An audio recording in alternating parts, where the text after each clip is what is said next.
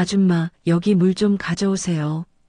아들의 승진 파티를 위해 60첩 반상을 차려낸 어머니에게 며느리는 시어머니를 아줌마라고 불렀습니다. 아들 역시 손님들 앞에서 그녀를 가정부 취급했죠. 하지만 아들 부부는 상상조차 못했습니다. 가정부 취급하며 무시했던 어머니의 전화 한 통이 자신들의 화려했던 인생을 나락으로 떨어뜨리게 될 줄 말이죠. 지금부터 한 어머니의 통쾌하고 처절한 눈물의 복수 이야기가 시작됩니다. 오늘도 사연 끝까지 함께 해주세요. 칠흑 같은 어둠이 아직 채 가시지 않은 새벽 5시였습니다.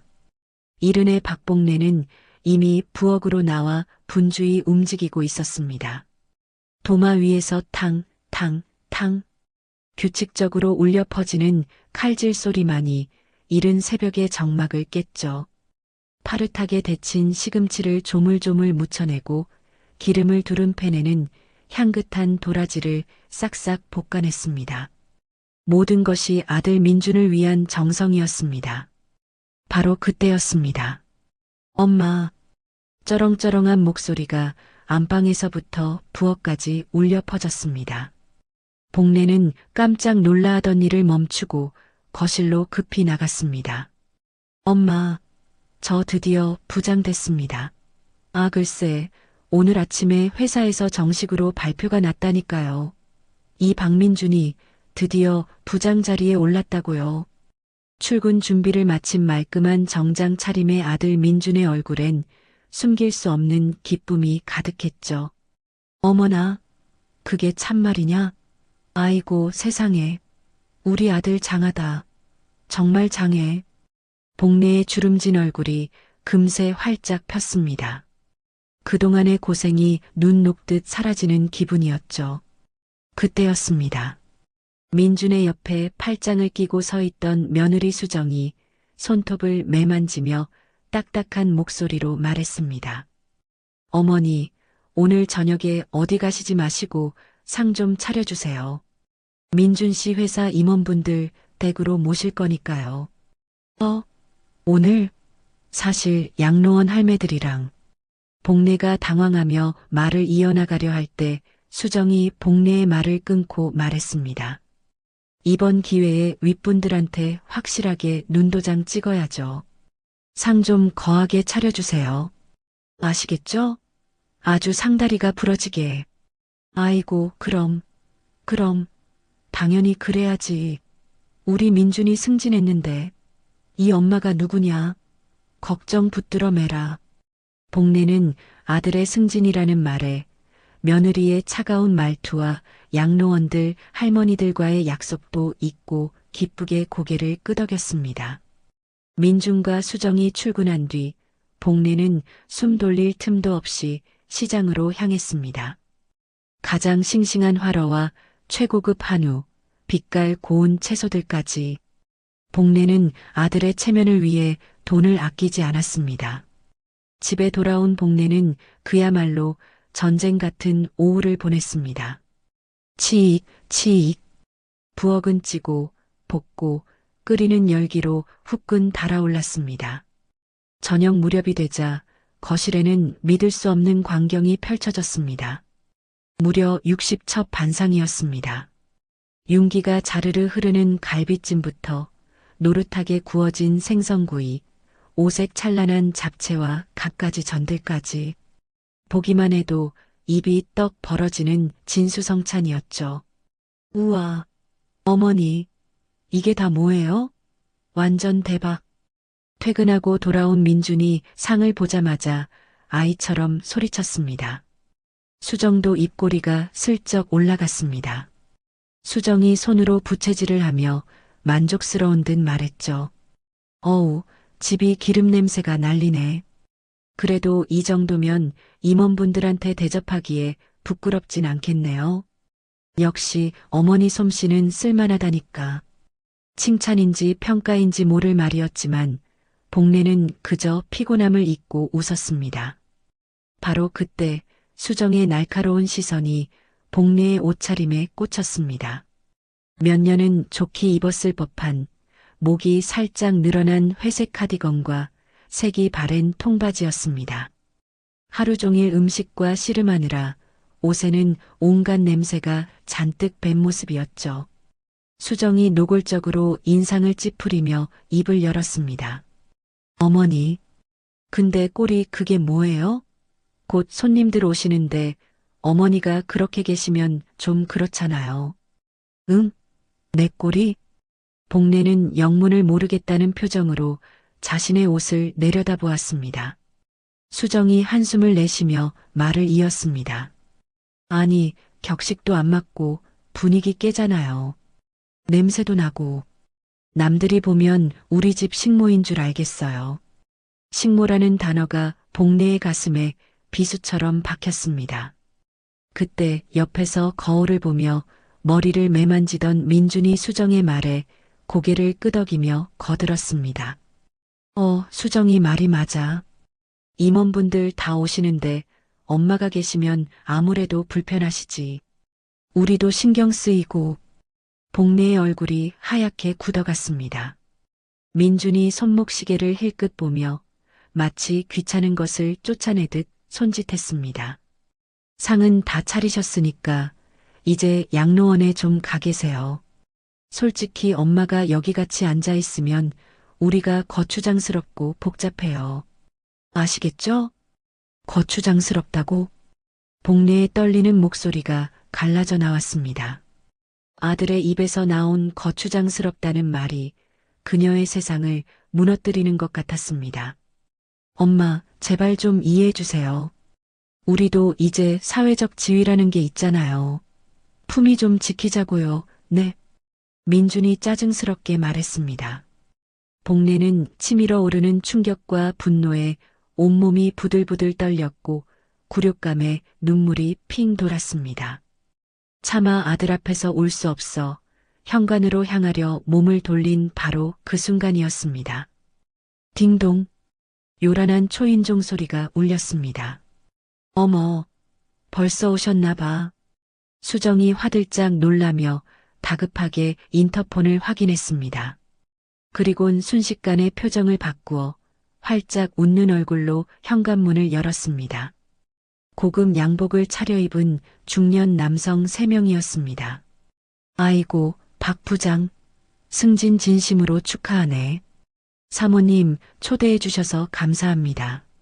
임원들이 거실로 들어서자마자 어마어마한 상차림을 보고 입을 다물지 못했습니다. 와, 이거 전부 사모님께서 차리신 겁니까? 임원 중 가장 나이가 많아 보이는 남자가 현관 앞에 굳어있는 복례를 발견했습니다. 아, 가정부가 계신가요? 와, 이거 완전 궁중 수라상 아닙니까? 임원의 말에 수정이 대답했습니다. 아, 저희 가정부는 도와주셨고 제가 다 차렸어요. 임원분들 오신다는데 이 정도는 해야죠. 어서 들어오세요. 수정이 내뱉은 가정부라는 말에 민준과 복례는 당황함을 감출 수 없었습니다.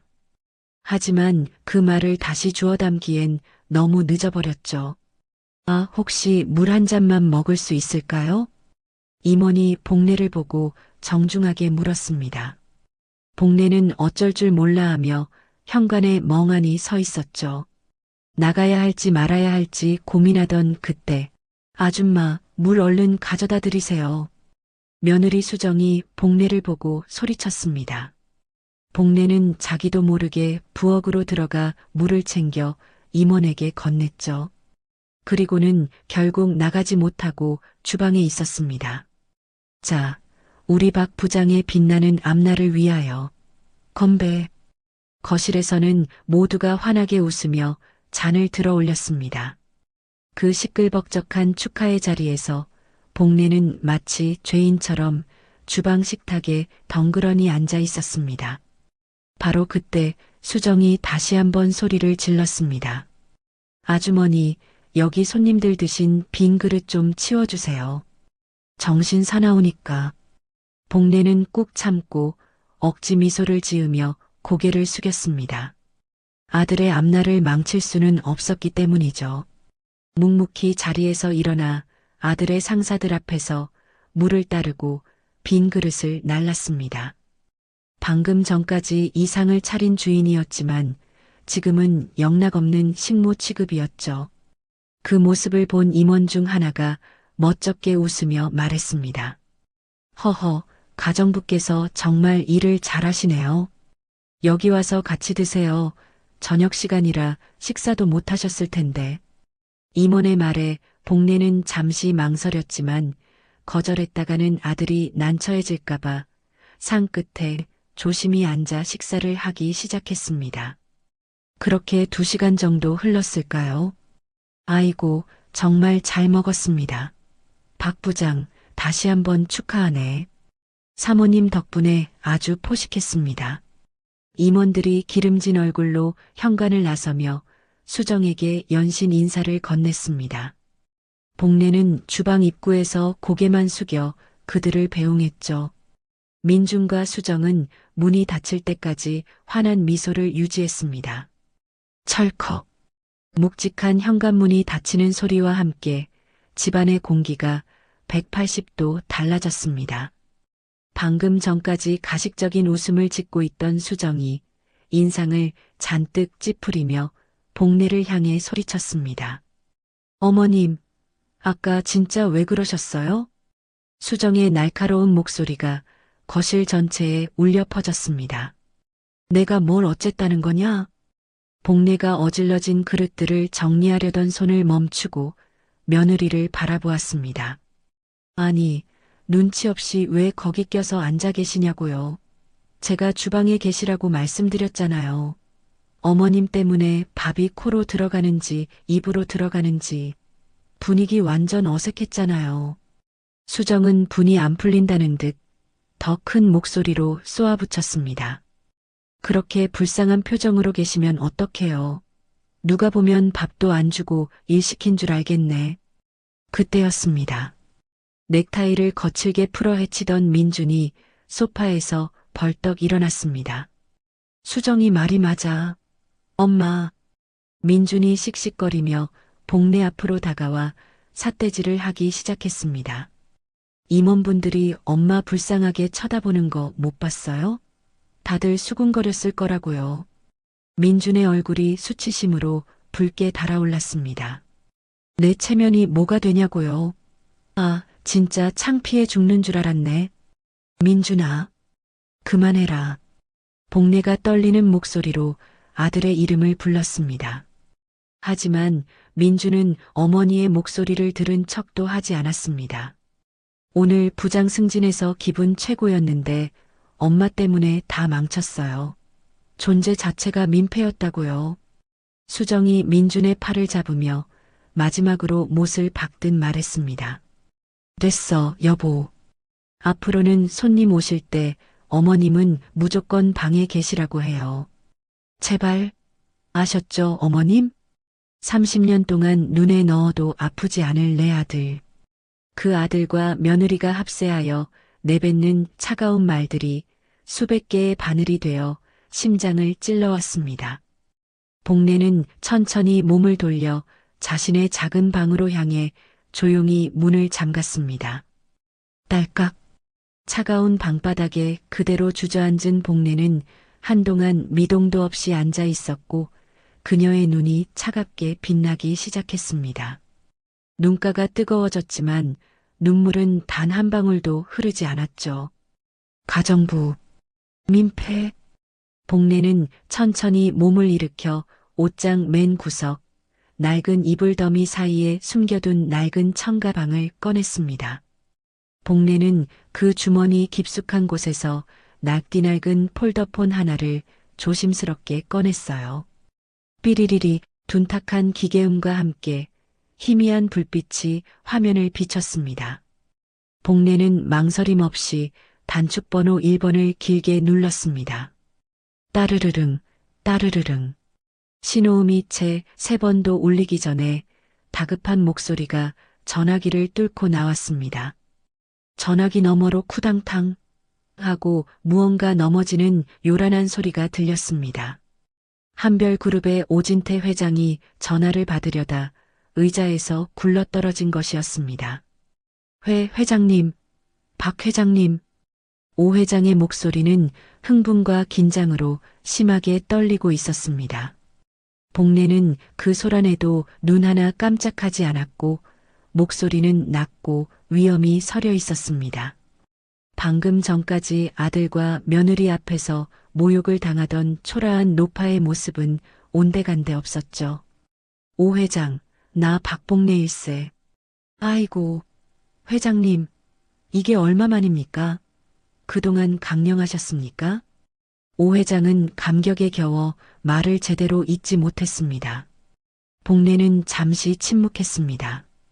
방문 밖에서는 아, 오늘 임원들 완전 우리 편 된 것 같지 않아? 라며 낄낄대는 민준의 목소리가 희미하게 들려왔습니다. 복례가 차분하게 본론을 꺼냈습니다. 자네 회사에 박민준이라는 친구가 있어.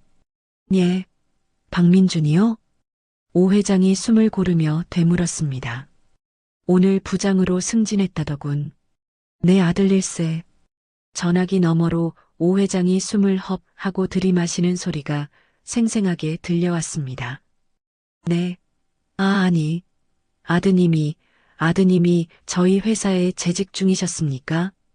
오 회장의 목소리가 공포에 질린 듯 급격히 높아졌습니다. 아니, 이걸 어찌 제가 미처 몰랐습니다. 아이고, 회장님. 진작 알았으면 제가 더 신경 썼을 텐데 정말 죄송합니다. 오 회장이 아연실색하며 변명을 늘어놓기 시작했습니다. 복례가 그 말을 가차없이 끊어버렸습니다. 오 회장. 그 한마디에 전화기 너머의 오 회장이 숨도 쉬지 못하는 것이 느껴졌습니다. 복례의 목소리가 얼음처럼 차갑고 단호해졌습니다. 그 박민준 부장 해고하게. 내일 당장. 예. 회장님, 지금 아드님을 해고하라 하셨습니까? 오 회장이 믿을 수 없다는 듯 되물었습니다. 복례는 더 이상 설명하지 않았습니다. 내일 당장 처리하게. 뒷말 나오지 않도록 깨끗하게. 알겠습니다, 회장님. 오 회장은 더 이상 이유를 묻지 않았습니다. 그는 그녀가 한번 내린 결정은 절대 번복되지 않는다는 것을 뼈저리게 알고 있었습니다. 복례는 종료 버튼을 눌러 통화를 끊었습니다. 복례는 다시 그 낡은 폰을 비단 주머니에 넣고 가방에 넣어 옷장 깊숙한 곳에 밀어 넣었습니다. 여보, 부장 다음엔 뭐야? 이제 임원 되는 건가? 그렇지? 월급도 몇 배는 뛰겠지? 방 밖에서는 여전히 민준과 수정이 오늘 저녁의 성공을 자축하는 들뜬 웃음소리가 새어나오고 있었습니다. 복례의 입가에서 나지막한 혼잣말이 흘러나왔습니다. 거추장스럽다고 했지. 너희가 오늘 나에게 했던 그 말들을 똑똑히 기억하거라. 복례의 눈이 칠흑 같은 어둠 속에서 번뜩였습니다. 다음 날 복례가 차가운 어둠 속에서 복수를 다짐하던 것과는 정반대로 아들 민준의 아침은 그 어느 때보다 화창하게 밝았습니다. 부장 승진 후 첫 출근이었으니까요. 민준은 평소보다 30분이나 일찍 일어나 가장 아끼는 양복을 꺼내 입었습니다. 거울 앞에서 넥타이를 몇 번이고 고쳐매며 자신의 모습에 한껏 취해 있었습니다. 어머, 우리 박 부장님, 넥타이까지 완벽하시네요. 수정이 커피를 들고 다가와 민준의 어깨를 으쓱하게 만들었습니다. 오늘 임원분들 만나면 다들 어제 우리 집 음식 얘기하느라 정신없을걸? 당신 체면이 아주 그냥. 당연하지. 어제 보니까 윗분들 나 아주 마음에 들어하는 것 같던데? 민주는 자신감에 찬 걸음으로 현관을 나섰습니다. 회사에 도착하자 엘리베이터에서 마주친 동료들이 모두 그에게 허리를 숙였습니다. 부장님, 축하드립니다. 와, 박 부장님, 고생 많으셨습니다. 민주는 어깨를 으쓱하며 그들의 인사를 받았습니다. 드디어 부장 박민준이라는 명패가 붙은 자신의 사무실 문을 열었습니다. 푹신한 의자에 앉아 뿌듯함에 젖어 있던 바로 그 순간 책상 위 내선 전화가 날카롭게 울렸습니다. 따르르릉. 네, 박민준 부장입니다. 박민준 부장님, 지금 즉시 인사위원회로 오시랍니다. 인사위원회요? 지금요? 민준이 의아한 표정을 지었습니다. 네, 아주 급한 용무라고 오시면 안다고 했습니다. 민준은 고개를 갸웃거렸습니다. 아, 승진 관련해서 무슨 후속 절차라도 밟나 보군. 민준은 가벼운 마음으로 인사위원회 회의실로 향했습니다. 하지만 회의실의 분위기는 그의 예상과 달리 얼음장처럼 차가웠습니다. 인사팀장이 딱딱하게 굳은 무표정한 얼굴로 그를 맞이했습니다. 앉으세요. 테이블 위에는 민준의 인사 파일로 보이는 서류 몇 장이 전부였습니다.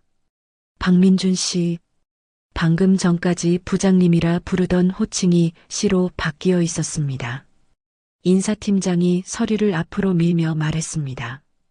권고 사직을 통보합니다. 예. 민준은 자신의 귀를 의심했습니다. 방금 들은 단어가 무슨 뜻인지 이해가 되지 않았죠. 지금 뭐라고 하셨습니까? 권고 사직이라고요? 저 어제 부장으로 승진했는데요. 민준의 목소리가 당황으로 떨리기 시작했습니다. 네, 맞습니다. 어제 승진 발령이 난 것도 맞고 오늘 권고 사직 통보를 드리는 것도 맞습니다. 인사팀장은 눈 하나 깜짝하지 않고 설명했습니다. 이유가 뭡니까? 아니, 이유라도 알아야 할 것 아닙니까? 그룹 최고 위층, 오너의 특별 지시입니다. 오너요? 한별그룹 오너 말씀이십니까? 제가 오너를 뵌 적도 없는데 제가 뭘 잘못했습니까? 민준이 급하게 몸을 앞으로 기울이며 애원하듯 물었습니다. 더 자세한 사항은 저희도 알지 못하고 말씀드릴 수도 없습니다. 이게 말이 됩니까? 어제는 그렇게 축하한다고 띄워주더니 하룻밤 만에 해고라니. 이게 무슨 개 같은 경우야. 민준이 참지 못하고 책상을 쾅 내리치며 일어섰습니다. 죄송합니다. 이미 결정된 사항입니다. 오늘부로 박민준 씨의 모든 사내 접근 권한은 차단됩니다. 인사팀장은 더 이상 설명하지 않았습니다. 민준은 넋이 나간 채로 방금 전까지 자신의 사무실이었던 곳에서 짐을 챙겨야 했습니다. 운전해서 집까지 오는 동안 머릿속이 하얗게 비어버렸죠. 천국과 지옥을 단 하루 만에 오간 기분이었습니다. 현관문 비밀번호를 누르는 손이 덜덜 떨렸습니다. 문을 열고 들어서자마자 거실에서 팩을 하던 수정이 달려왔습니다. 여보, 벌써 왔어요? 오늘 부장 승진 회식 있다고 하지 않았어요? 근데 그 짐은 뭐야? 수정아. 민준이 다리에 힘이 풀린 듯 들고 있던 상자를 바닥에 떨어뜨렸습니다. 나 해고됐어. 뭐라고요? 지금 장난해요? 해고라니, 그게 무슨 소리야? 수정의 얼굴이 하얗게 질려갔습니다. 어떻게 된 거냐고. 어제 승진 파티를 했는데 해고라니? 수정이 민준의 어깨를 붙잡고 미친 듯이 흔들었습니다. 오너의 특별 지시래. 이유도 안 알려주고 그냥 나가래. 민준이 소파에 시체처럼 털썩 주저앉았습니다. 그 순간 수정의 눈이 번뜩였습니다. 혹시 어제 어머님이 뭐 실수하신 거 아니에요? 수정이 길길이 뛰며 소리쳤습니다. 그렇지 않고서야 이럴 리가 없어. 임원분들 앞에서 그 눈치 없는 노인네가 뭔가 잘못 말씀드린 거 아니냐고. 아니야, 엄마는 아무 말도 안 했는데 뭔 소리야. 민준이 고개를 저었습니다. 그럼 뭐가 문제예요? 갑자기 왜? 수정의 목소리가 히스테릭하게 변해갔습니다. 민주는 오너의 지시라는 말만 계속 곱씹었습니다. 어제 일을 아무리 되짚어봐도 오너가 자신을 해고할 이유는 없었습니다. 아니야, 이건 말이 안 돼. 민준이 머리를 쥐어뜯으며 답답해했습니다. 그럼 뭐예요? 당신이 회사에서 무슨 사고 친 거 아니에요? 여자 문제야? 횡령이야? 수정이 민준을 다그쳤습니다. 그 순간 민준이 갑자기 벌떡 일어났습니다. 이건 말이 안 돼. 내가 직접 가서 따져야겠어. 어딜 가려고요? 회사? 어차피 이미 해고된 거 잃을 것도 없잖아. 민준이 다시 정장 재킷을 걸치며 집을 뛰쳐나갔습니다. 1시간 후 민준은 한별그룹 본사 1층 로비에 나타났습니다. 말끔했던 정장 차림은 구겨지고 넥타이는 비뚤어져 있었죠. 민준이 로비 한가운데 서서 고래고래 소리를 지르기 시작했습니다. 한별그룹 회장 당장 나와. 당장 나오라고. 사람을 하루아침에 파리 목숨처럼 자르는 게 말이 돼. 민준의 목소리가 높은 천장의 로비 전체에 울려 퍼졌습니다. 오가던 직원들이 모두 발걸음을 멈추고 그를 구경했습니다. 어제는 상다리 부러지게 차려 먹여놨더니 다음 날 해고야? 이게 대기업에서 할 짓이냐고. 이게 한별그룹의 수준이야? 민준이 팔을 휘저으며 발광했습니다. 보안 경비원들이 서둘러 민준에게 다가왔습니다. 선생님, 진정하시고 이러시면 업무 방해입니다. 진정? 내가 지금 진정하게 생겼어? 내가 뭘 잘못했는지나 말해보고 진정하라고 해. 민준이 경비원의 손을 거칠게 뿌리쳤습니다. 이 소란은 곧바로 최상층 오진태 회장의 사무실에도 보고되었습니다. 오 회장은 엘리베이터를 타고 로비가 내려다 보이는 2층 난간으로 내려왔습니다. 멀리서 발버둥 치며 소리 지르는 민준을 오 회장은 복잡한 심경으로 바라보았습니다. 낸들 어쩌겠나, 자네 어머니가 해고하라는데. 하지만 오 회장은 복내의 얼음장 같던 목소리를 떠올리며 감히 나설 수 없었습니다. 이보세요, 마지막 경고입니다. 이러시면 안 됩니다. 나가주세요. 경비원 2명이 민준의 양팔을 붙잡고 로비 밖으로 끌어내기 시작했습니다. 이거 놓으라고. 회장 나오라 그래. 이게 뭐 하는 짓이야. 민준이 발버둥 치며 소리쳤지만 결국 그는 건물 밖으로 쫓겨나고 말았습니다. 모든 것은 이제 겨우 시작에 불과했죠. 다음 날 오전 어젯밤의 소동으로 엉망이 된 민준의 집에 초인종 소리가 울렸습니다. 딩동, 딩동. 어젯밤의 충격과 과음으로 깨질 듯한 머리를 부여잡고 있던 수정이 귀를 막았습니다.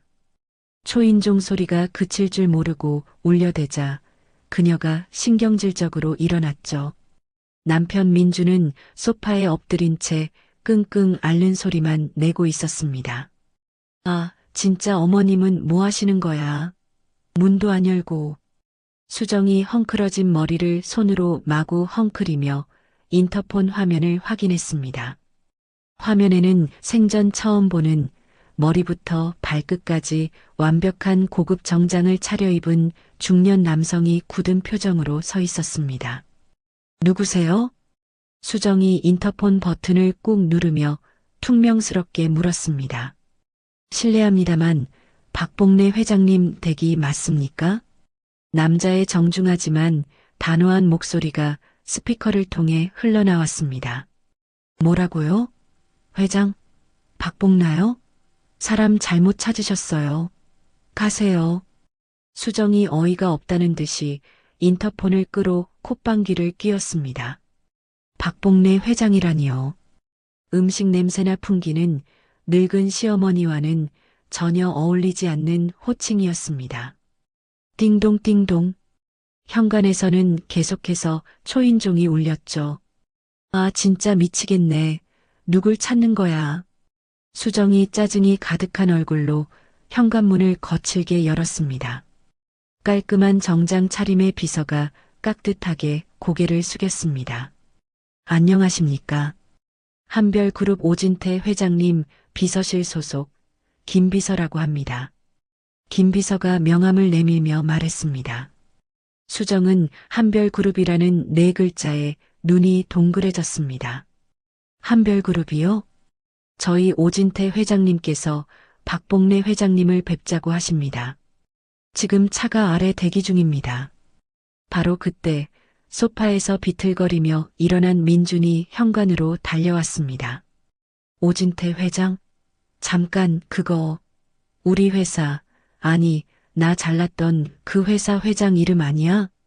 민준과 수정은 망치로 머리를 세게 맞은 듯한 표정으로 서로를 바라보았습니다. 자신을 하루아침에 내쫓은 그 회장이 도대체 왜 시어머니를 찾는단 말입니까? 민준이 떨리는 목소리로 김 비서에게 물었습니다. 저기요, 오 회장님이 우리 엄마를, 아니, 박봉래 씨를 왜 찾으시는 겁니까? 죄송합니다만 자세한 사항은 말씀드릴 수 없습니다. 저희는 모시고 오라는 지시를 받았습니다. 김 비서가 정중하지만 단호하게 선을 그었습니다. 바로 그때였습니다. 작은 방문이 삐걱 소리를 내며 열리고 복례가 나왔습니다. 여전히 목이 늘어난 낡은 회색 외투 하나만 겨우 걸친 초라하기 짝이 없는 모습이었습니다. 그런데 복례의 표정은 너무나도 담담했습니다. 왔구만. 복례가 현관 쪽을 보며 나지막이 말했습니다. 김 비서는 복례를 보자마자 방금 전 민준과 수정을 대하던 것과는 비교도 안 될 만큼 깊숙이 90도로 허리를 숙였습니다. 회장님, 모시러 왔습니다. 늦어서 죄송합니다. 어머니? 아니, 회장님? 이게 지금 무슨... 수정이 눈을 깜빡이며 어리둥절하게 물었지만 복례는 대답하지 않았습니다. 복례는 아들과 며느리에게 눈길 한 번 주지 않고 그들 사이를 스쳐 지나가 현관문 밖으로 나갔습니다. 아파트 복도 창문 너머로 아침 햇살에 번쩍이는 검은색 고급 세단이 보였죠. 기사가 재빨리 내려 뒷좌석 문을 열어주자 복례는 자연스럽게 차에 올랐습니다. 도대체 뭐야? 엄마가 왜 저길 타? 민준과 수정은 그저 창문 너머로 멀어져가는 그 차를 넋이 나간 채 바라볼 뿐이었습니다. 차가 도착한 곳은 한별그룹 본사 최상층 회장실이었습니다. 엘리베이터 문이 띵 소리와 함께 열리자 오진태 회장이 직접 문 앞까지 나와 있었습니다. 오 회장은 낡은 외투를 입은 복례를 보자마자 김 비서보다 더 깊이 고개를 숙였습니다. 회장님, 오셨습니까? 오 회장의 목소리에는 30년의 세월이 담긴 깊은 존경심이 묻어났습니다. 지시하신 대로 박민준 부장관은 어제부로 깨끗하게 처리했습니다. 수고했네. 복례가 회장실 안으로 들어서며 말했습니다. 30년 만에 다시 찾은 이 사무실이었지만 모든 것이 그녀가 떠날 때와 똑같았습니다. 복례는 망설임 없이 상석의 거대한 회장 의자에 앉았습니다. 내 남편이 민준이 아버지가 남긴 편지는 어찌했나? 오 회장은 즉시 뒤편 벽면에 숨겨진 거대한 금고로 향했습니다. 복잡한 번호를 입력하고 육중한 문을 열자 그 안에서 벨벳으로 감싸인 낡은 편지 한 통이 나왔습니다. 오 회장이 두 손으로 편지를 조심스럽게 꺼내 복례에게 건넸습니다. 형님께서 민준군이 장성하거든 꼭 전해주라 신신당부하셨습니다. 오 회장이 침을 삼키며 말했습니다. 지난 30년간 저 역시 단 한 번도 열어보지 않았습니다. 복례는 편지를 받아들고 잠시 바라보았습니다. 남편의 힘있는 필체로 내 하나뿐인 아들 민준에게라고 적혀 있었습니다. 그럼 내 남편의 유산은? 복례가 편지를 외투 품 안에 조심스럽게 넣으며 물었습니다. 오 회장은 기다렸다는 듯이 다른 두꺼운 서류철을 꺼내 깍듯하게 보고하기 시작했습니다. 물론입니다. 형님의 유산, 한별그룹 총 지분의 40%. 오 회장이 서류를 펼치며 설명을 이었습니다. 30년 전 회장님께서 아들을 재벌 3세가 아닌 평범한 아이로 키우고 싶다며 저에게 모든 것을 맡기신 이래로 단 한 주도 허투루 굴리지 않았습니다. 모든 지분은 박봉래 회장님의 실명으로 안전하게 보관하고 있었습니다. 복례가 서류를 훑어보며 고개를 끄덕였습니다. 그 외에 모든 배당금과 주식 수익은 회장님의 신탁계좌에 단 한 푼도 빠짐없이 그대로 쌓여 있습니다. 복례는 잠시 침묵했습니다. 회장실의 거대한 통유리 창밖으로 자신이 일군 도시의 전경이 한눈에 들어왔습니다. 어제 저녁 자신을 가정부 취급하던 아들과 며느리의 얼굴이 떠올랐습니다. 근데 왜 승진한 아드님을? 오 회장이 조심스럽게 묻자 복례가 창밖을 보던 그대로 나지막이 말했습니다. 인사 기록 좀 확인해 줄 수 있겠나? 오 회장은 비서를 시켜 박민준의 인사기록부를 모두 회장실로 가져오라고 지시했습니다. 30분 후 인사기록부를 확인한 오 회장이 잠시 망설이다가 사실대로 보고하기 시작했습니다. 실적은 나쁘지 않았으나 사내 평판이 그리 좋지는 않았습니다. 특히 상사들에게 과하게 아부하고 동료들의 공을 가로채면서 승진했다는 보고가 많았습니다. 됐네. 복례가 오 회장의 말을 끊었습니다. 그녀의 얼굴에 씁쓸한 미소가 번졌습니다. 역시 그랬겠지. 제 아비의 강직함은 조금도 배우지 못했어. 복례가 의자에서 일어났습니다. 이제 내 집부터 깨끗하게 정리해야겠어. 복례의 목소리에는 30년의 한을 끝내겠다는 확고한 결심이 담겨 있었습니다. 오진태 회장이 물러간 그곳에 복례는 홀로 남았습니다. 그녀는 방금 건네받은 낡은 편지 봉투를 가만히 매만졌습니다. 사랑하는 아들 민준에게. 잉크가 빛바랜 남편의 필체를 가만히 쓸어보자 35년 전 모든 것이 시작되었던 그날의 기억이 마치 어제 일처럼 생생하게 되살아났습니다. 시간은 35년 전으로 거슬러 올라갑니다. 봄볕이 유난히 따스하게 들어오던 병원의 특실이었습니다.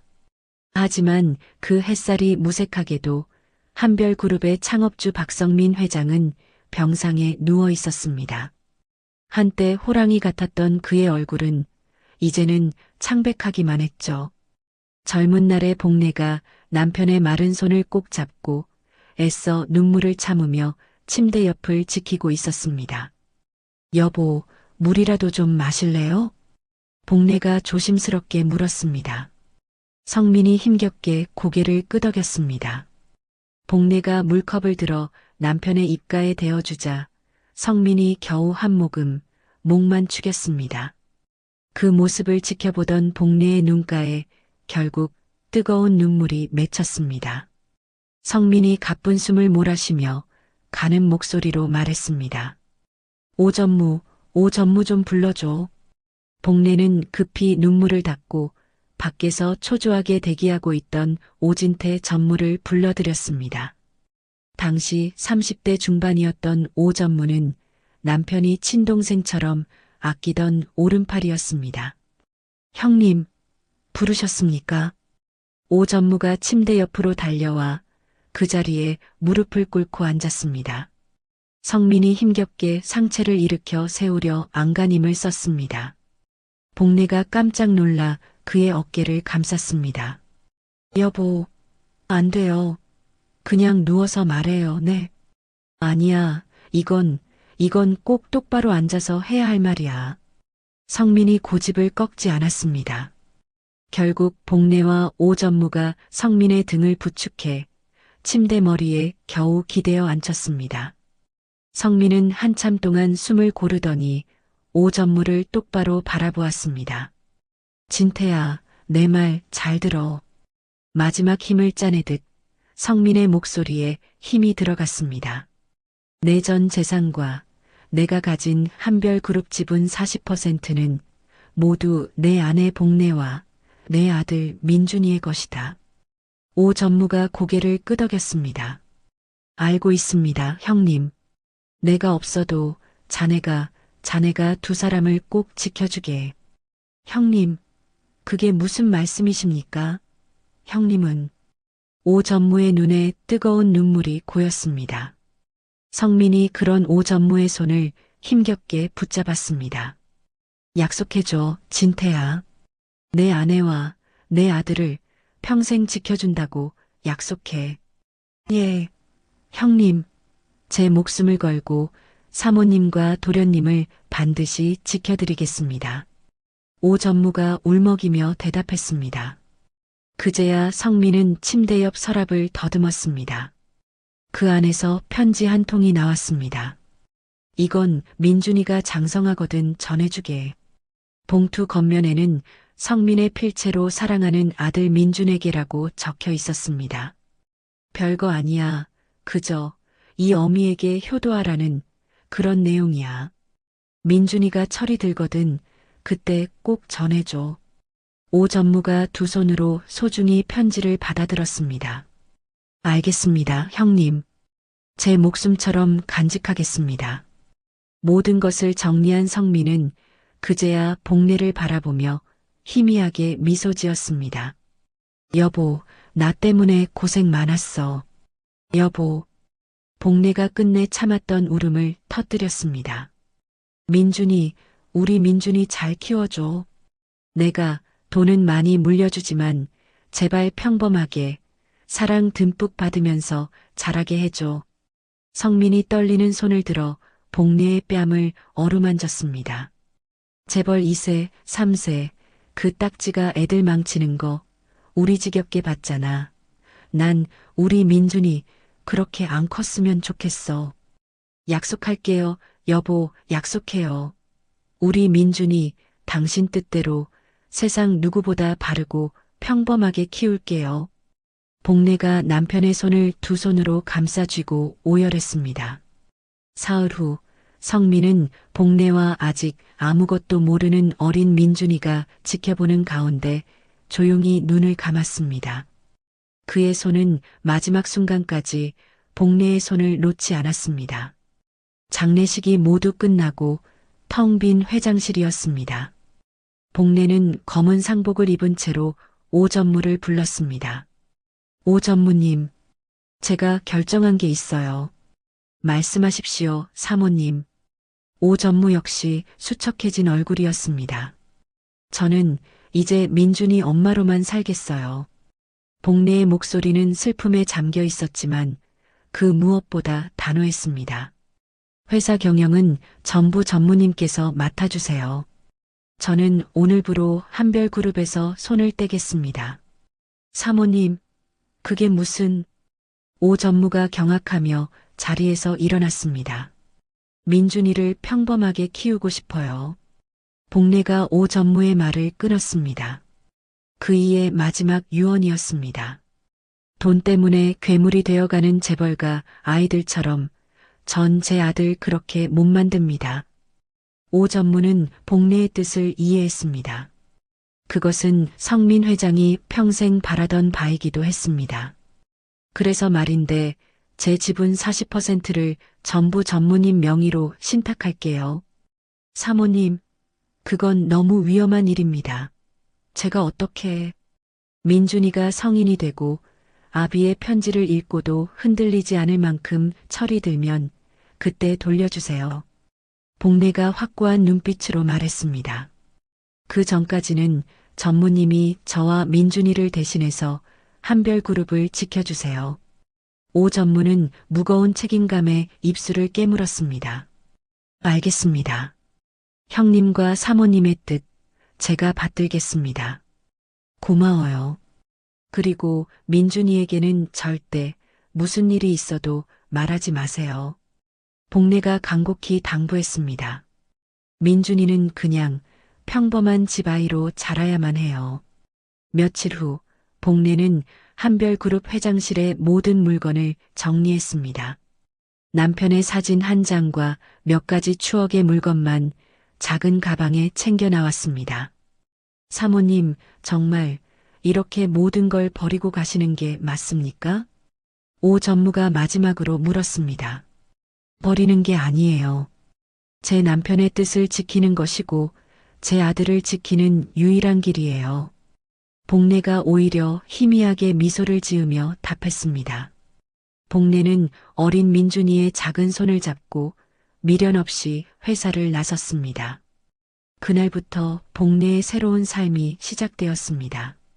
한별그룹의 안주인이 아닌 오직 아들 민준을 위한 어머니로서의 고된 삶이었습니다.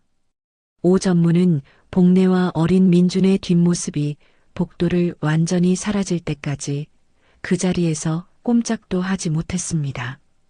그는 굳게 다짐했습니다.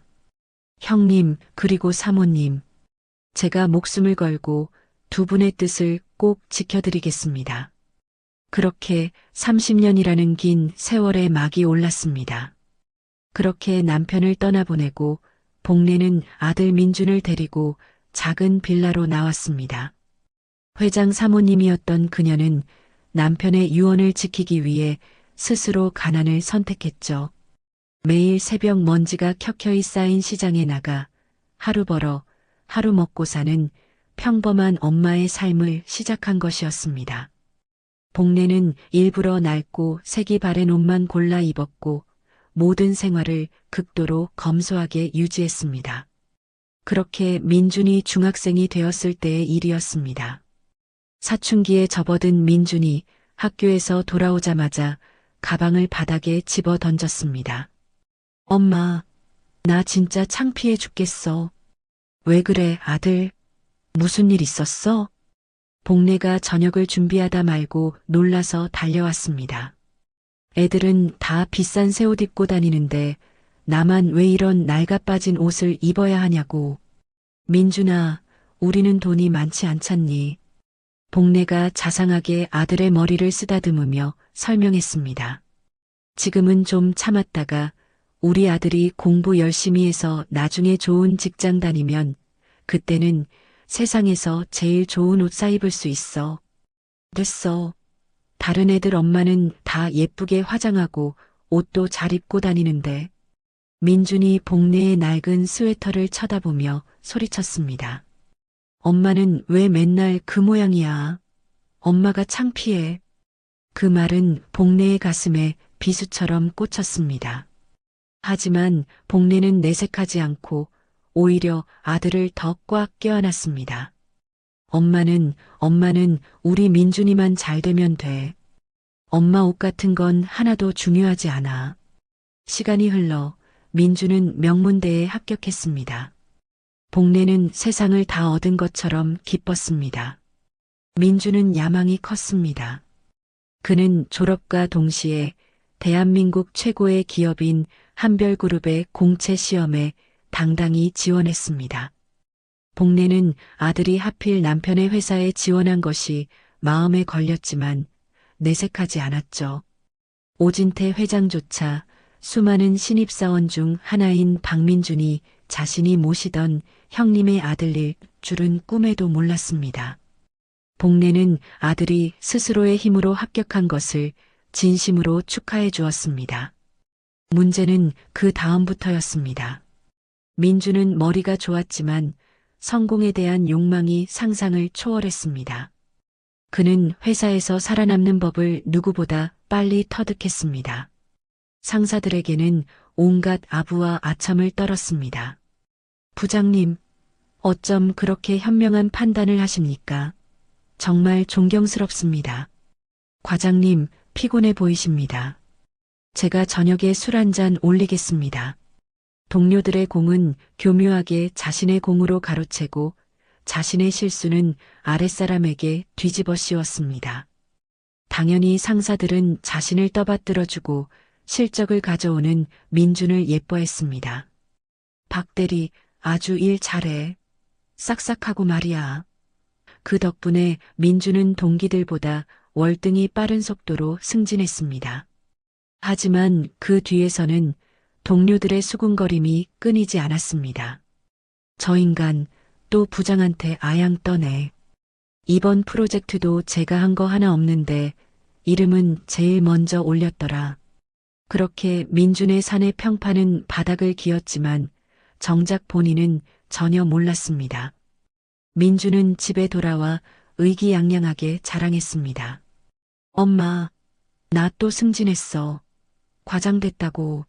동기 중에 내가 제일 빨라.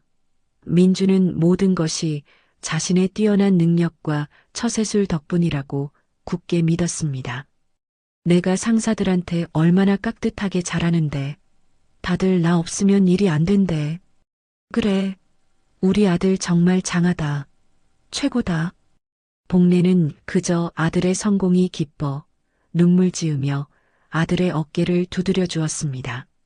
하지만 민준의 시선은 그때부터 조금씩 어긋나기 시작했습니다.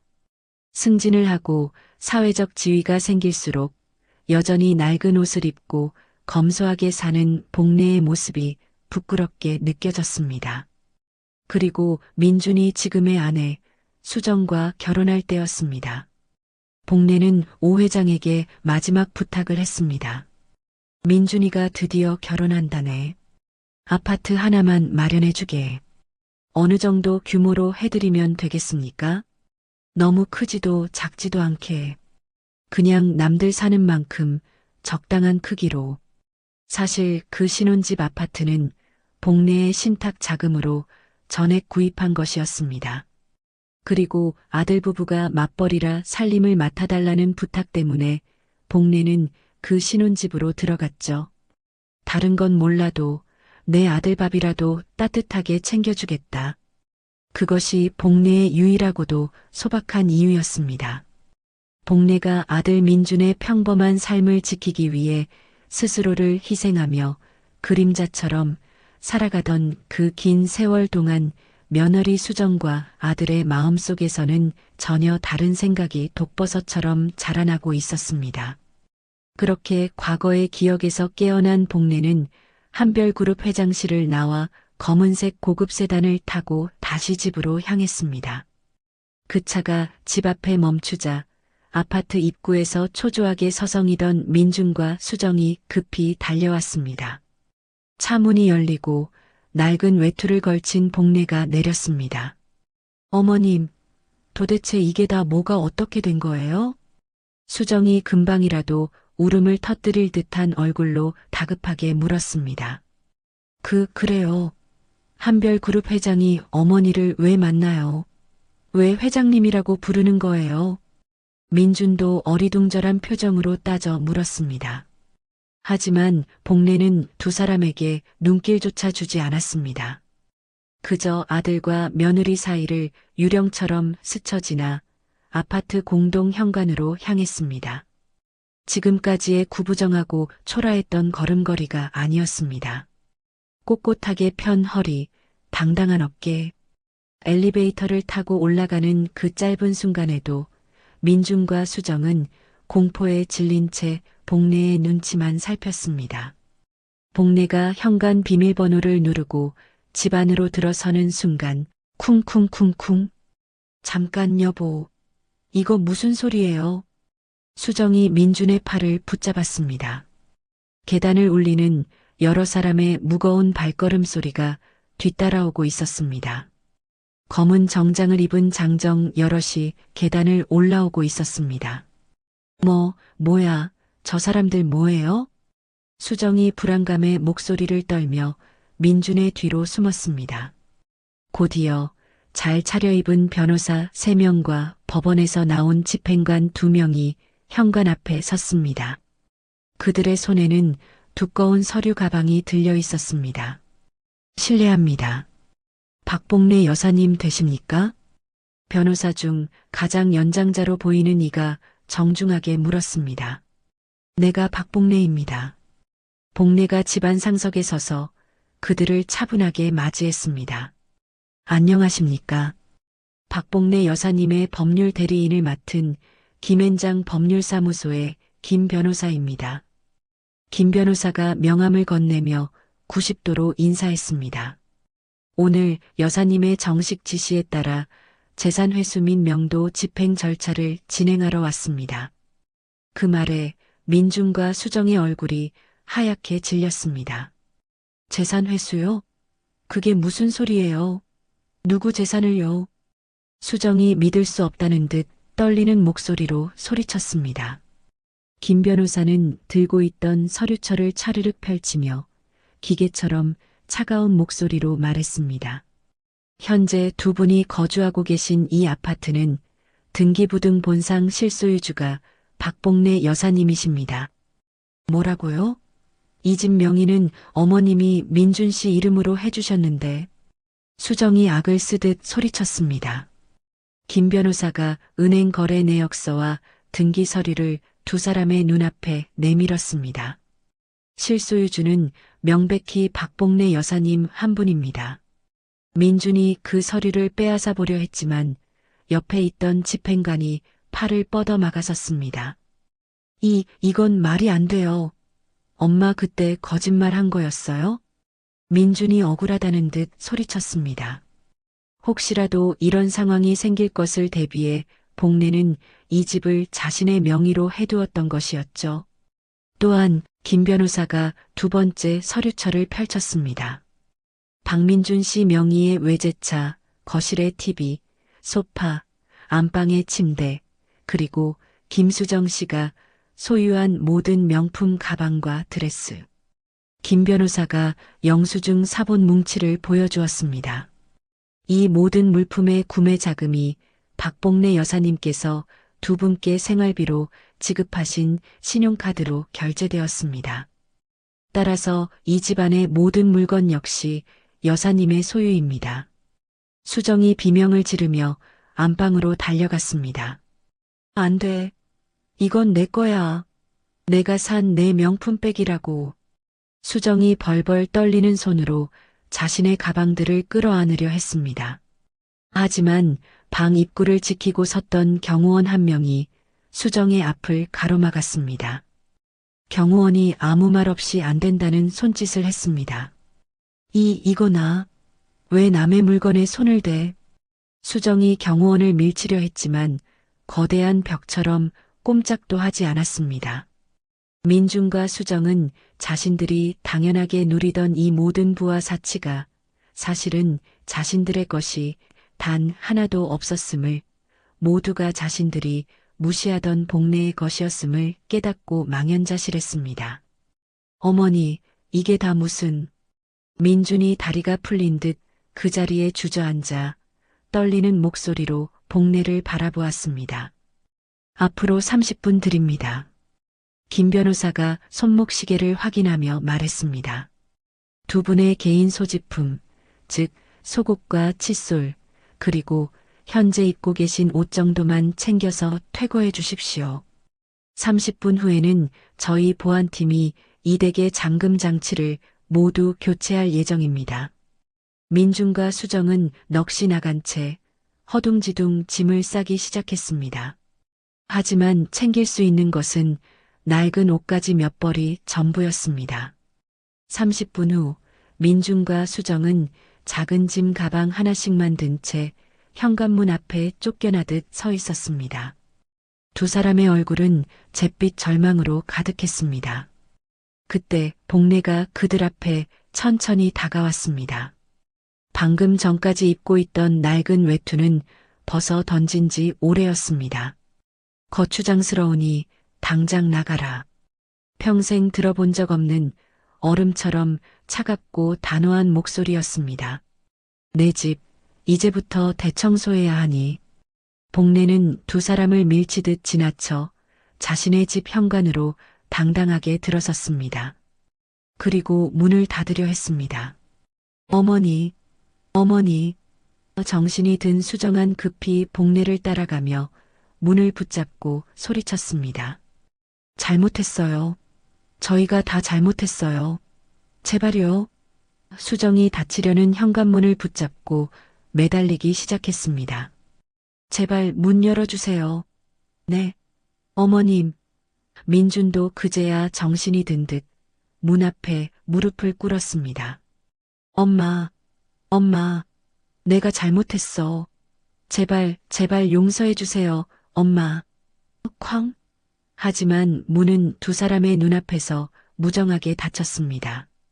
경호원들이 민준과 수정을 복도 끝으로 밀어냈고 기술자가 현관 잠금 장치를 교체하기 시작했습니다. 어머님, 어머님, 문 좀 열어보세요. 저희 이제 어디로 가요?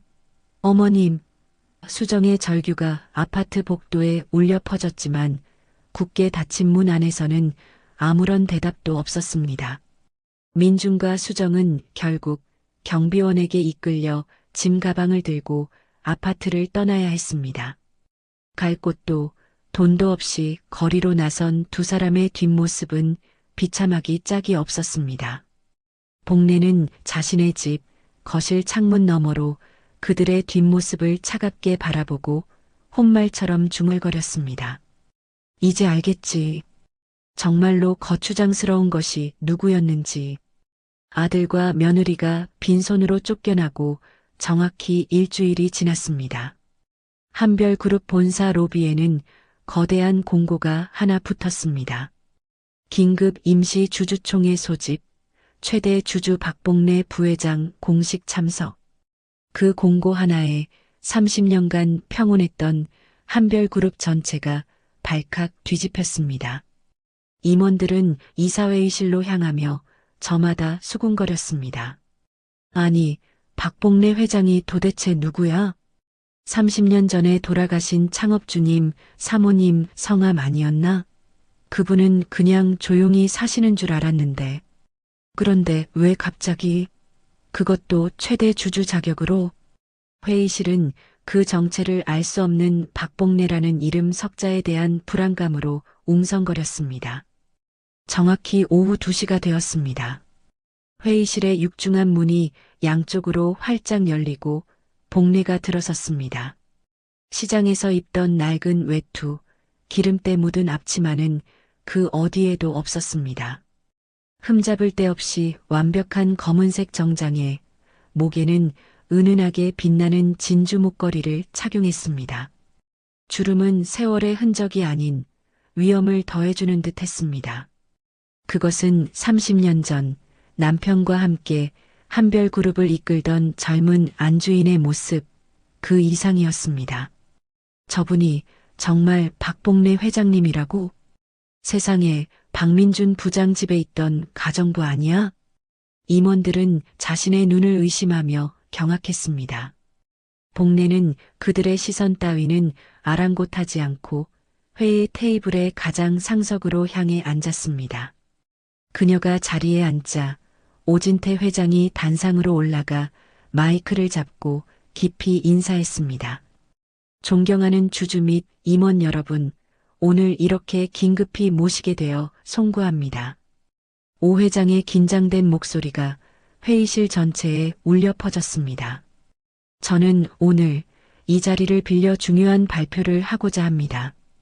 오 회장이 숨을 한번 크게 골랐습니다. 저 오진태는 오늘부로 한별그룹 회장직에서 물러나고자 합니다. 뭐라고요? 회장님. 임원들이 깜짝 놀라 자리에서 일어날 듯이 웅성거렸습니다. 오 회장이 손을 들어 그들을 제지시켰습니다. 그리고 이 그룹의 진정한 주인이신 박복례 창업주님을 다시 회장으로 추대하고자 합니다. 오 회장이 몸을 돌려 상석에 앉은 복례를 향해 90도로 허리를 숙였습니다. 지난 30년간 저는 그분의 뜻을 받들어 잠시 그룹을 지켜온 청지기에 불과했습니다. 회의실은 충격으로 얼어붙었습니다. 한별그룹 지분 40%를 보유하신 최대 주주이시며 돌아가신 박성민 회장님과 함께 이 그룹을 일구신 창업주이신 박복례 회장님을 이제 다시 저희의 주인으로 모시겠습니다. 복례가 천천히 자리에서 일어났습니다. 그녀가 단상을 향해 한 걸음 옮길 때마다 임원들은 숨을 죽였습니다. 그 걸음걸음에는 30년의 한과 결단이 서려 있었습니다.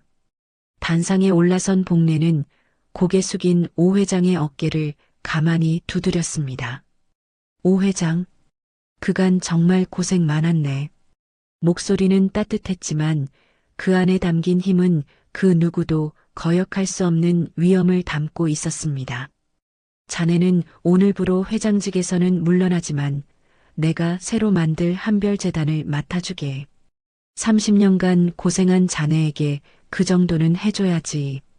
오 회장의 눈에 뜨거운 눈물이 맺혔습니다. 회장님, 고생 많으셨습니다.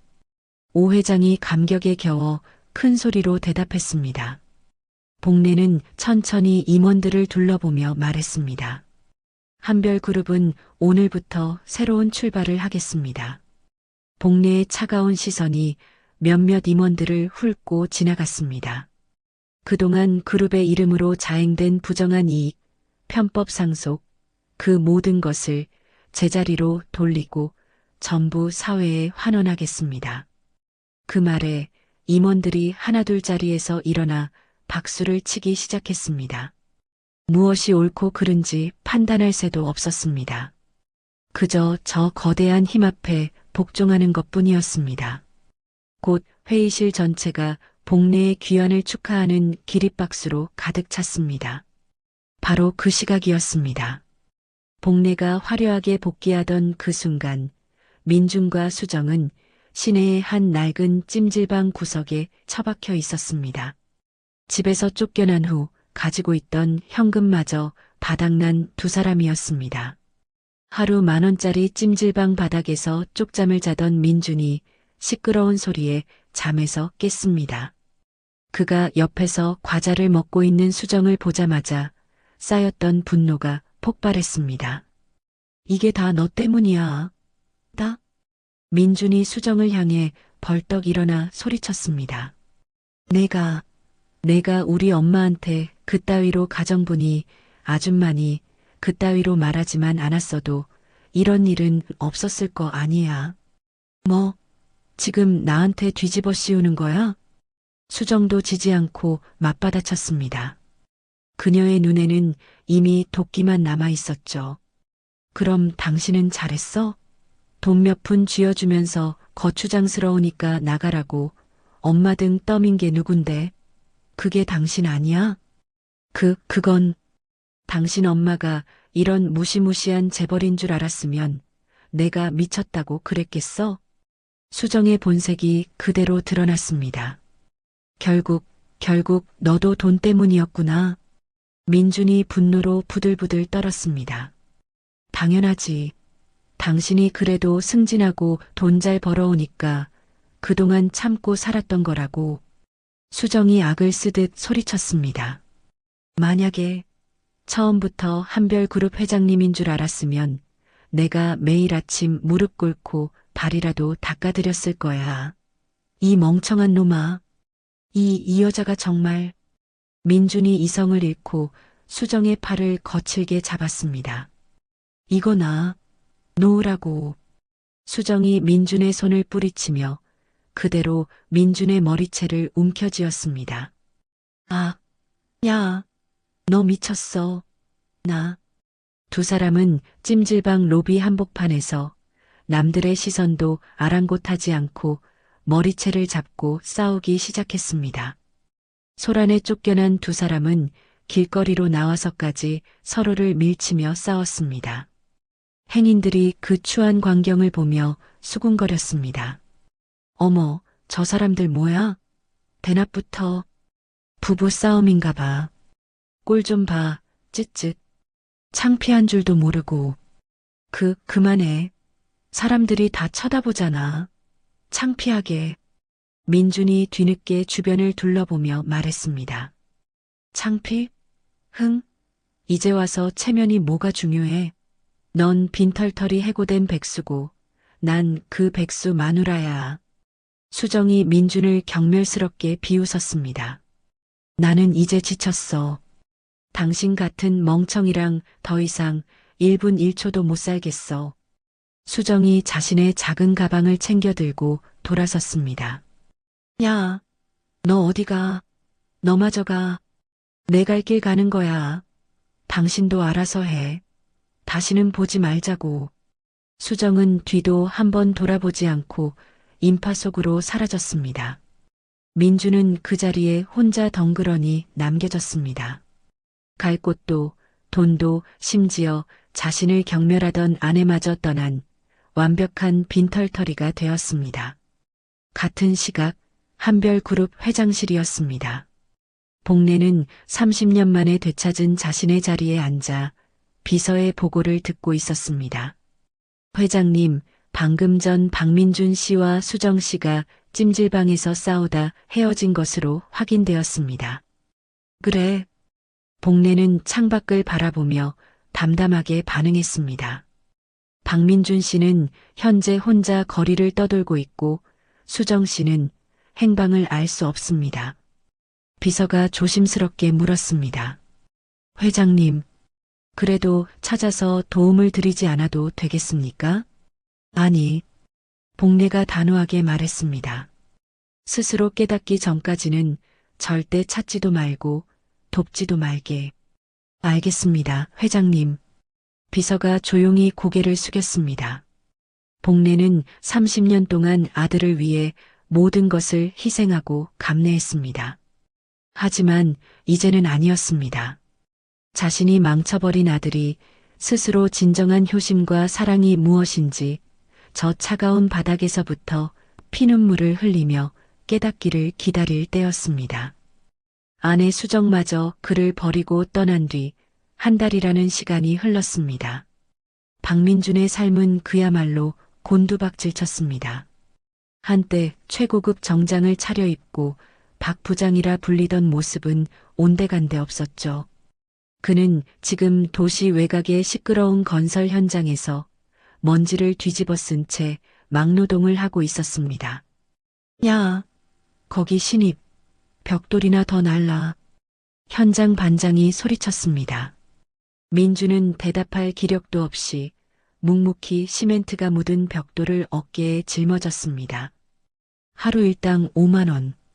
그 돈으로 그는 공사장 구석의 차가운 임시 숙소에서 새우잠을 잤습니다. 그리고 매일 밤 뼛속까지 시린 후회를 잊기 위해 소주를 들이부었습니다. 엄마, 어떻게 나한테 내가 뭘 그렇게 잘못했다고. 그는 여전히 어머니를 원망하면서도 동시에 지독한 죄책감에 시달렸습니다. 그렇게 지옥 같은 하루가 저물던 어느 날 저녁이었습니다.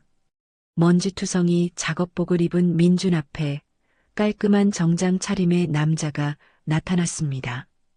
누구세요? 박민준 씨 되십니까? 한별그룹 박복례 회장님의 비서실 소속입니다.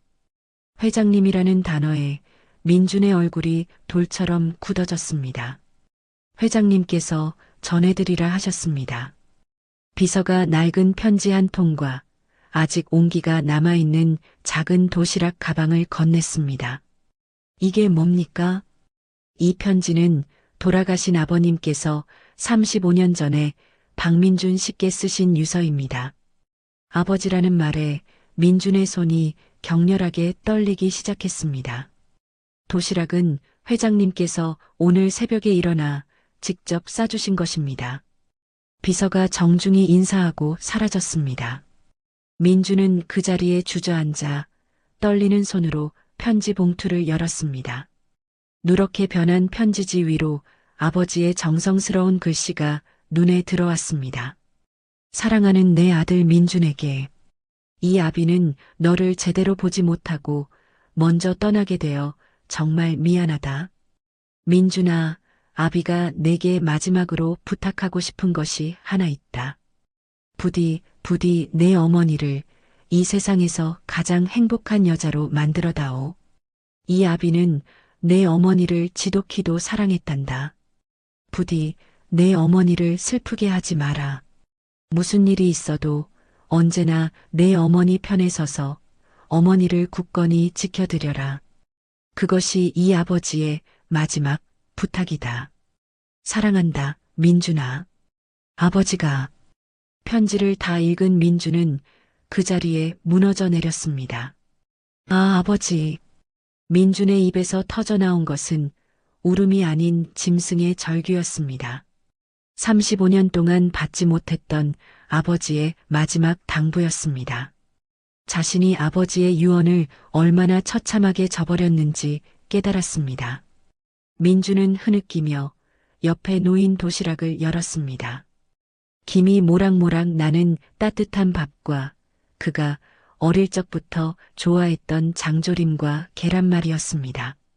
30년 동안 그가 지겹도록 먹었던 어머니의 손맛이었죠. 엄마. 민준이 흙먼지 묻은 손으로 숟가락을 들고 밥을 입에 쑤셔 넣었습니다. 뜨거운 눈물이 밥 위로 뚝뚝 떨어져 짠맛과 함께 섞여 들어갔습니다. 엄마, 엄마, 내가 잘못했어요. 정말 미안해요. 민주는 목이 터져라 울부짖기 시작했습니다. 지난 30년간 쌓아 올렸던 그의 오만함이 한꺼번에 무너져 내렸습니다. 그는 밥을 먹다가 울고 울다가 또 밥을 먹었습니다. 새벽이 밝아오자 민주는 결심했습니다. 퉁퉁 부은 눈으로 숙소를 뛰쳐나왔습니다. 그는 먼지투성이 작업복 차림, 그 모습 그대로 서울을 향해 달렸습니다. 돈이 없어 뛰고 또 뛰었습니다. 차가운 가을비가 쏟아졌지만 멈추지 않았습니다. 한별그룹 본사에 도착한 민주는 1층 로비로 비틀거리며 뛰어들어갔습니다. 경비원들이 제지하려 했지만 그는 로비 한가운데에 무릎을 꿇었습니다. 어머니, 제가 잘못했어요. 이 불효자가 잘못했습니다. 민준이 목이 터져라 외쳤습니다. 아버지, 제가 잘못했습니다. 그 절규가 빗소리와 함께 건물 전체에 울려 퍼졌습니다.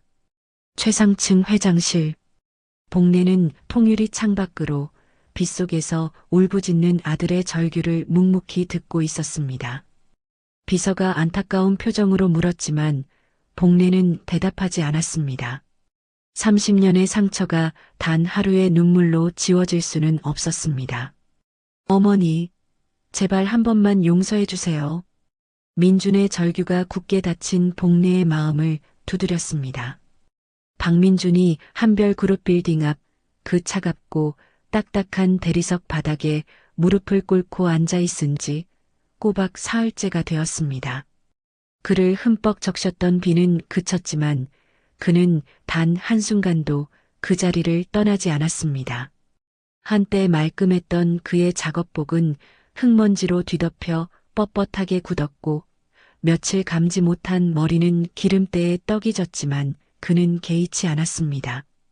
아침 일찍 출근하는 직원들은 이제 그를 마치 길거리의 오물이나 벌레 보듯 힐끗거리며 지나갔습니다.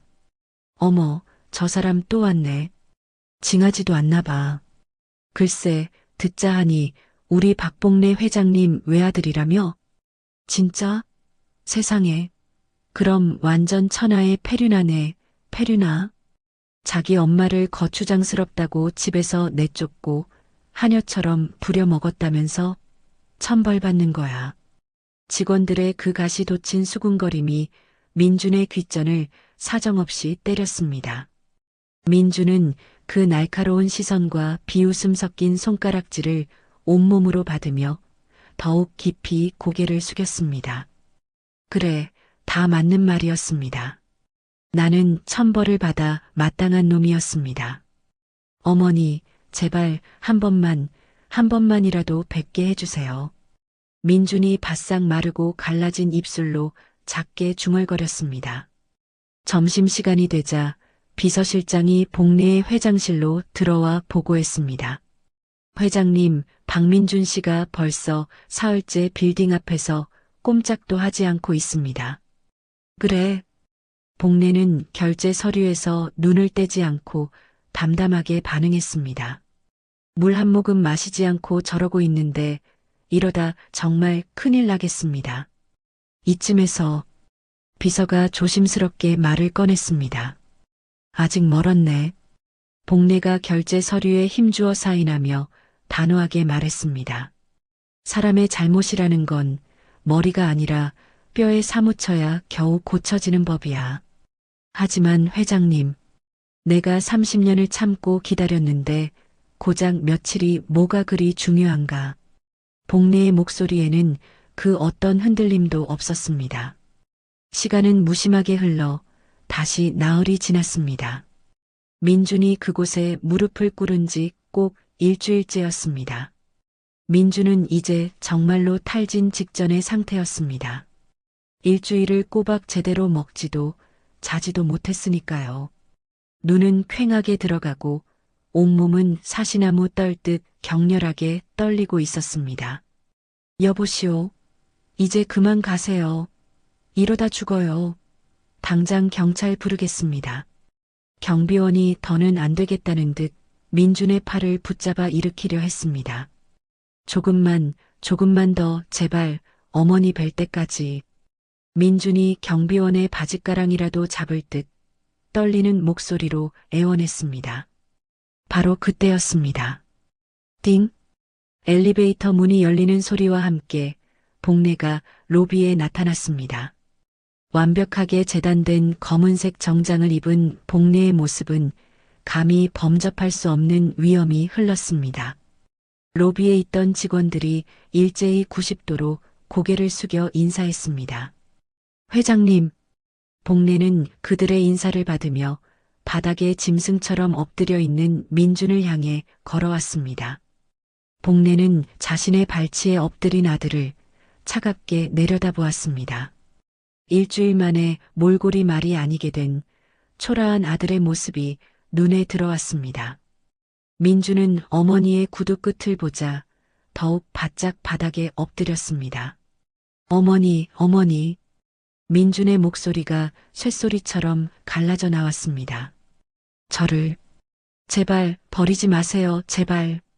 민준은 복례의 발치에 엎드려 차가운 대리석 바닥에 이마를 찌우며 눈물만 흘렸습니다. 그는 더 이상 할 말이 없었습니다. 복례는 그런 아들을 내려다보며 얼음장 같은 목소리로 말했습니다. 너를 버린 것은 내가 아니다. 너 자신이다. 어머니, 일어나거라. 복례가 명령했습니다. 민준이 비틀거리며 경비원의 부축을 받아 겨우 일어섰습니다. 일주일간 굶주린 몸이 금방이라도 쓰러질 듯 휘청거렸습니다. 내 아버지의 편지 받았느냐? 받았습니다. 민준이 고개를 숙인 채 흐느끼며 답했습니다. 그 편지에 적힌 대로 아버지의 아들로 살고 싶다면. 복례가 잠시 말을 멈췄다가 결심한 듯 입을 열었습니다. 바닥 중에 가장 밑바닥에서부터 다시 시작해라. 네. 복례가 비서에게 눈짓했습니다. 비서가 서류 한 장을 꺼내 들고 로비에 울려 퍼지도록 큰 소리로 읽기 시작했습니다. 박민준 씨를 오늘부로 한별그룹 계열사 한별푸드 지방식품공장 폐기물 처리장으로 발령 내립니다. 민준의 눈이 커졌습니다. 폐기물 처리장이라니요. 박민준 씨는 해당 시설에서 음식물 쓰레기 및 폐수 처리를 담당하며 진정한 노동의 가치를 몸으로 배우시기 바랍니다. 어머니, 불만 있나? 복례가 날카롭게 물었습니다. 아닙니다. 아닙니다. 민준이 급히 고개를 저었습니다. 그는 이내 다시 무릎을 꿇고 바닥에 머리를 박았습니다. 감사합니다. 정말 감사합니다. 어머니. 민준이 오열했습니다. 지옥의 불구덩이라도 상관없었습니다. 어머니가 자신을 버리지 않고 다시 기회를 준다는 것만으로도 그는 감사했습니다. 내일 당장 떠나거라. 네, 알겠습니다. 어머니. 복례는 더 이상 아들을 돌아보지 않고 엘리베이터로 향했습니다. 다음 날 민준은 만신창이가 된 몸을 이끌고 지방의 작은 도시로 향했습니다. 그가 도착한 곳은 한별푸드 계열사의 거대한 식품 공장, 그 중에서도 가장 구석에 있는 폐기물 처리장이었습니다. 당신이 오늘부터 일할 신입이구만. 박민준? 작업복을 입은 현장 관리자가 민준을 위아래로 훑어보았습니다. 네, 오늘부터 일하게 됐습니다. 열심히 하겠습니다. 민준이 90도로 허리를 숙여 정중하게 인사했습니다. 허허, 여기서는 그런 인사 필요 없어. 냄새나고 더러우니까 일만 열심히 하면 돼. 알겠습니다. 폐기물 처리장은 상상을 초월했습니다. 공장에서 나오는 온갖 음식물 쓰레기와 폐수가 뒤섞여 숨쉬기조차 힘든 지독한 악취가 진동했습니다. 민주는 그러나 아무 불평 없이 묵묵히 일했습니다. 썩은 내가 진동하는 더러운 폐기물을 치우고 수백 킬로그램이 넘는 쓰레기통을 나르고 역겨운 폐수를 맨손으로 처리했습니다. 어이, 저 친구. 저거 의외로 성실하네. 맞아. 뺀질거리는 낙하산인 줄 알았는데 며칠 못 버티고 도망갈 줄 알았지. 동료 노동자들이 그런 민준을 인정하기 시작했습니다. 민준은 매일 새벽 4시에 일어나 밤늦게까지 일했습니다. 그는 땀 흘려 일하며 자신이 어머니에게 저지른 죗값을 단 하루도 잊지 않고 치르고 있었습니다. 한편 바로 그 시각 서울이었습니다. 수정은 가정법원에 서 있었습니다. 그녀는 민준이 지방으로 쫓겨났다는 소식을 듣자마자 망설임 없이 이혼 서류를 제출했습니다. 두 사람의 이혼이 성립되었습니다. 판사의 선고를 들은 수정은 오히려 시원하다는 듯 머리를 쓸어넘기며 법원을 나왔습니다. 하지만 현실은 녹록하지 않았습니다. 수정은 갈 곳도 가진 돈도 없었습니다. 평생 남편에게 의존해 남의 돈으로 사치하며 살았던 수정은 혼자서는 아무것도 할 수 없었습니다. 그까짓 돈. 신용카드로라도 버텨보자.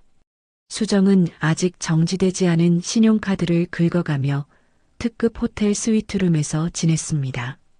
하지만 카드 한도는 금세 채워졌습니다. 빚은 눈덩이처럼 불어났죠.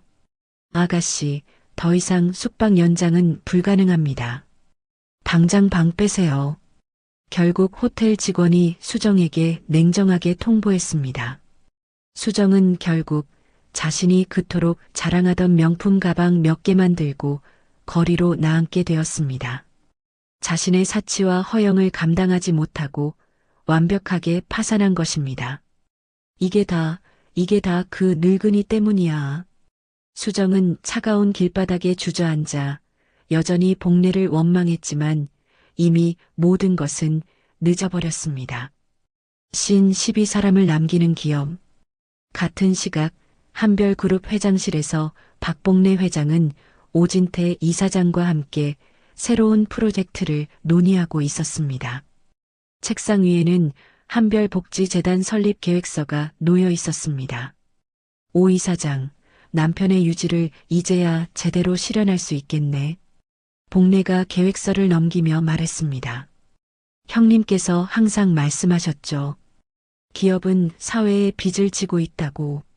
오진태 이사장이 감회 깊은 표정으로 답했습니다. 맞아. 이제 그 빚을 갚을 때가 됐어. 복례가 창밖을 바라보며 말했습니다.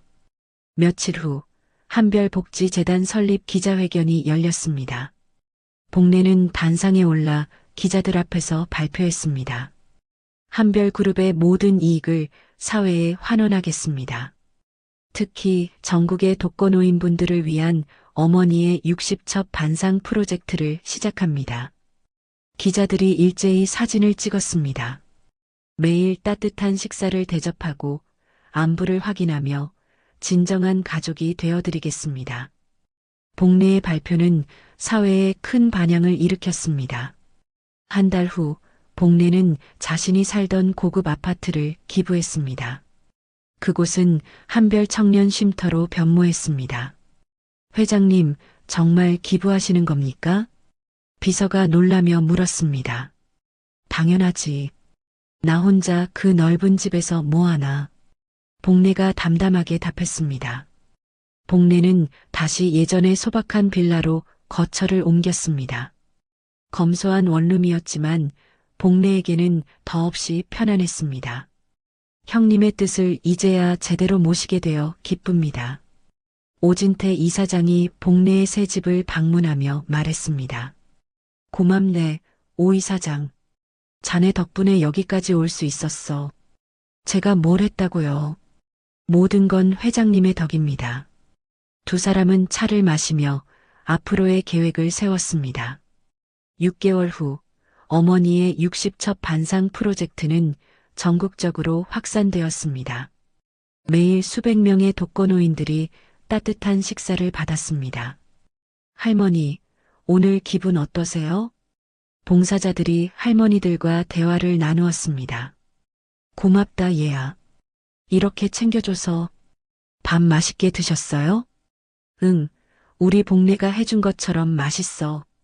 독거노인들은 복례를 자신의 딸처럼 여겼습니다. 한별그룹의 진정성 있는 경영은 사회 전체에 영향을 미쳤습니다. 다른 기업들도 사회환원에 나서기 시작했습니다.